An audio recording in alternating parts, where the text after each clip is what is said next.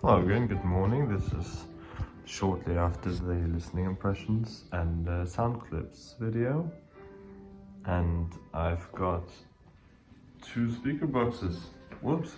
I've been enjoying my music so much on this system. Like this setup here, it's just a lot of fun. But anyways, I didn't really build new bass cabinets. These are just screwed together, but I figured it's a good point to discuss the construction a little bit and show you a little about all the intricacies. The entire idea with this box construction is to have it all assembled and to know exactly how it's going to go together. When I've put the glue on and come to put them back together, it's just going to line up perfectly with where it was before because of all the screw holes. And on top of that, the screws are going to provide the clamping pressure.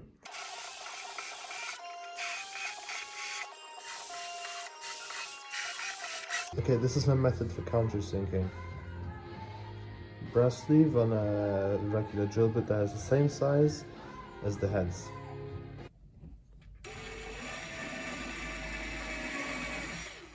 Here we have both cabinets fully screwed together. They kind of look like Frankenstein, to be honest.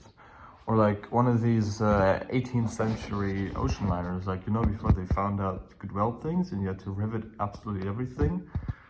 Now the baffles still need a bit of a round over here, which has quite a lot of material to take off, and since it's solid wood, I'm just using my handy gouge.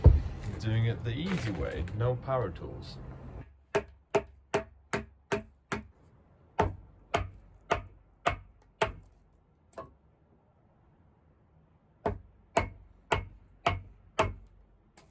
I've got the front baffles off to be able to chamfer the inside here, and I've taken it quite a ways down. I've basically relieved the entire thickness of the this double baffle here. Extra stiffness. I've got the all the braces chamfered as well, just a lot nicer, and put the radius on the base flex slot.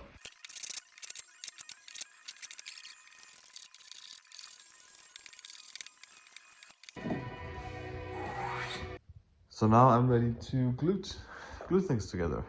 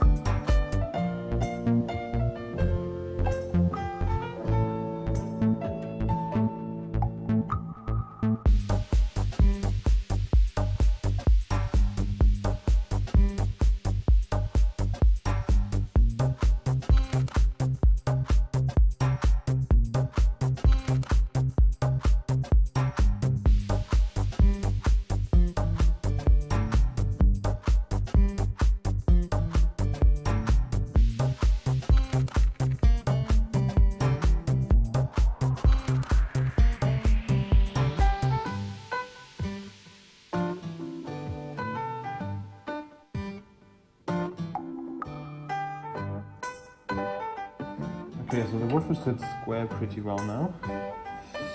And now we know that the position of the holes is exactly where we want it to be.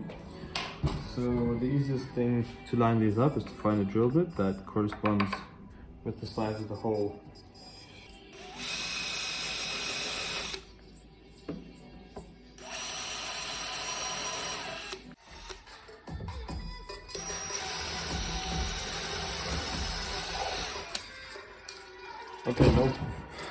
Okay, no problem finding the center of that.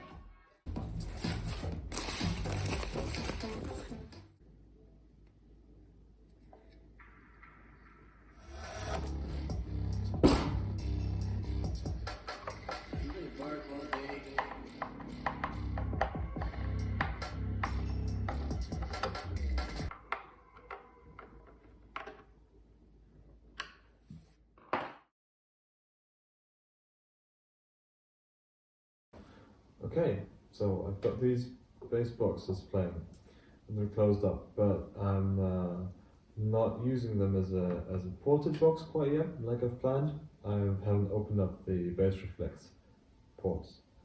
But that's a good opportunity to talk about what actually happens when you are trying to tune a bass cabinet.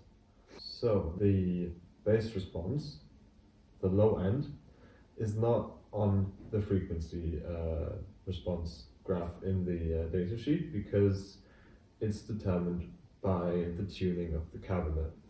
Let's talk for a second about how these different box volumes sound, because this is very similar to a drum.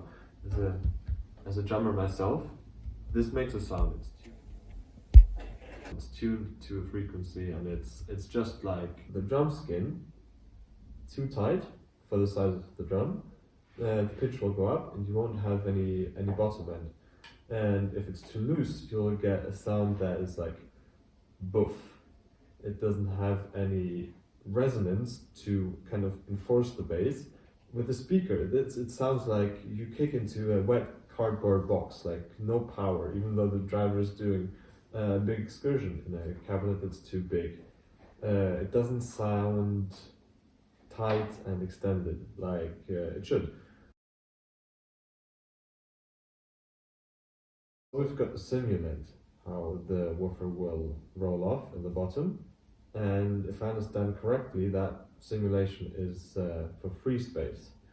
So it also doesn't directly tell you how the bass response in your room is going to be. But I'm lucky enough that I've measured frequency responses,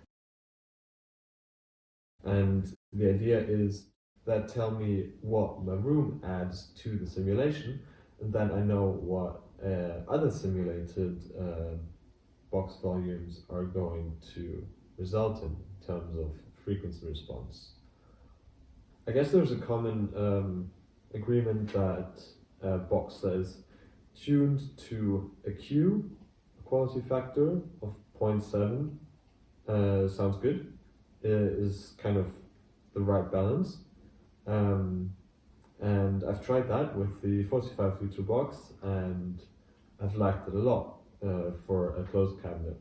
But now I'm trying to do a bass reflex cabinet, so I'll see what the response is like when I get to open up these ports, which hopefully I'll be able to do in the next video that I'm going to title finishing boxes or finishing cabinets or something like that.